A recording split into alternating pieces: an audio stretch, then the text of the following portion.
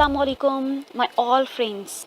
कैसे हैं मेरे तमाम फ्रेंड्स? उम्मीद करती हूँ कि आप सब बिल्कुल बिल्कुल बिल्कुल खैरियत से होंगे। You are watching Zindagi Badlo by Usma Gaffar and this is Usma Gaffar.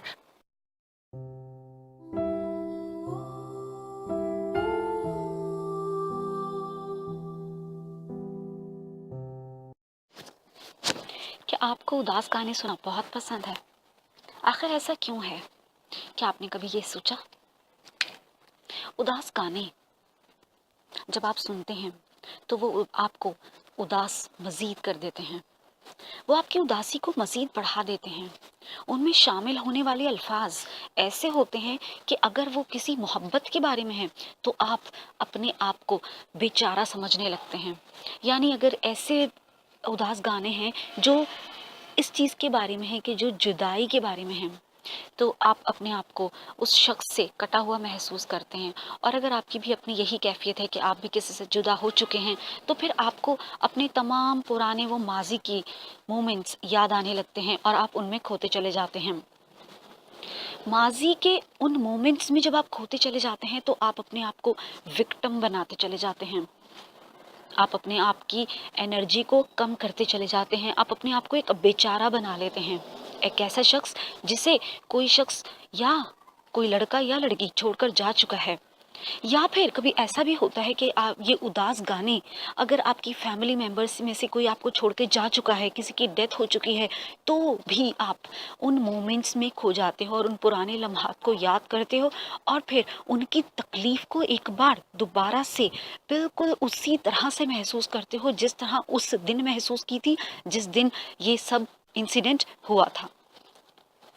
तो ये उदास गाने, इनकी शायरी, ये आपकी जिंदगी को स्पॉइल कर रही है।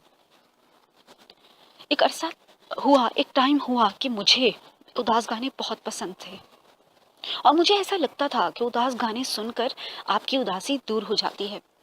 लेकिन जब मैंने इसका एक्सपेरिमेंट करती थी तो मैंने ये नोट किया कि उदास गाने सुनने के बाद उदासी दूर होने के बजाय मज़ीद बढ़ जाती थी। और इवन दो कि अगर आपका अच्छा मूड है और आपने उसमें सैड सॉन्ग सुन लिए तो फिर आप मज़ीद उदासी की तरफ चले जाते थे और आपका जो हैप्पी मूड था वो फ़ौरन ही उदास हो जाता था, गमगीन हो जाता था और आप अपने आप को समझते थे कि पता नहीं आप दुनिया के किस कदर मज़लूम और मासूम और बेचारे शख्स हो कि जिसके साथ बहुत ही बड़े बड़े जुल्म हो चुके हैं। हालांकि ऐसा कुछ नहीं, ये सिर्फ वो अल्फाज हैं, वो चंद अल्फाज जो आप गाने की शक्ल में, एक उदास सैड सॉन्ग्स की शक्ल में सुनते हैं, अपनी ज़िंदगी को खुद अच्छाई से बुराई की तरफ ले जाते हैं, खुशी से गमगीन की तरफ ले जाते हैं और माजी के मोमेंट्स में खोकर खुद को बेचारा समझते रहते हैं।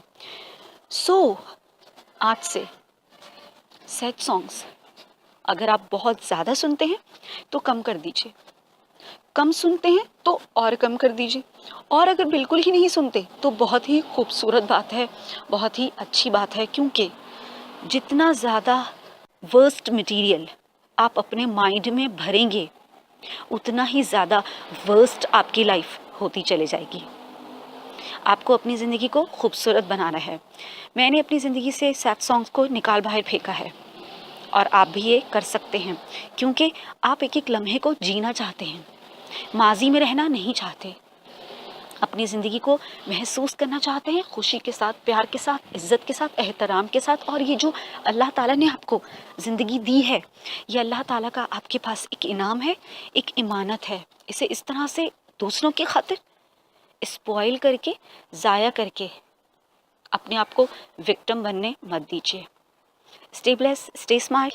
Allah Hafiz.